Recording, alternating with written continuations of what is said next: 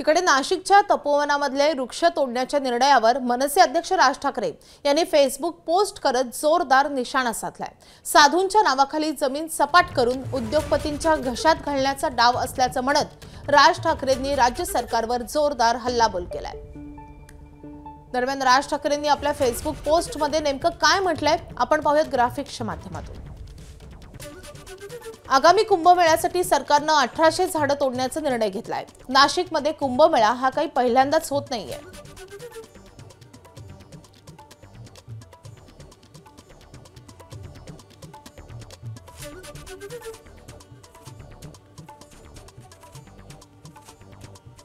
मनसेच्या महापालिकेच्या सत्ता काळात पण कुंभमेळा झालाय। त्यावेळी आम्ही भरपूर पायाभूत सुविधा उभारल्या होत्या। त्यावेळच्या नगरसेवकांचा आणि प्रशासनाचा उत्तम संवाद होता। आम्हाला पायाभूत सुविधा उभ्या करताना कुठलीही झाडं तोडावी लागली नाहीत। आता या कुंभमेळ्यासाठी झाडं का तोडावी लागतायत? ही झाडं तोडून त्याची भरपाई म्हणून दुसरीकडे झाडं लावली जातील असली पोकळ आश्वासनं सरकारनं देऊच नयेत। सरकारकडे दुसरीकडे 5 पट झाडं लावायला जागा आहे तर मग तिकडेच साधूग्राम करा। सरकारने साधूंच्या नावाखाली उद्योगपतींच्या घशात काहीतरी टाकण्याचा संधी साधूपणा करू नये। आणि काही कोटी झाडं लावल्याची घोषणा भाजप सरकारनं काही वर्षांपूर्वी केली होती, जी झाडं कुठे दिसलीच नाहीत। आज कुंभमेळ्याचं कारण दाखवून झाडं तोडायची,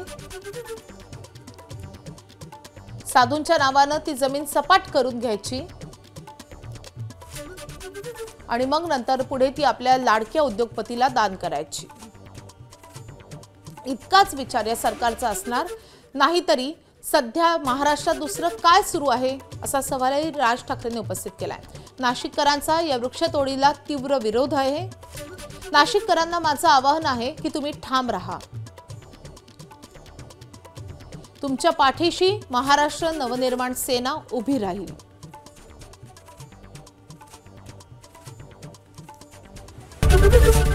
एबीपी माझा, उघडा डोळे बघा नीट।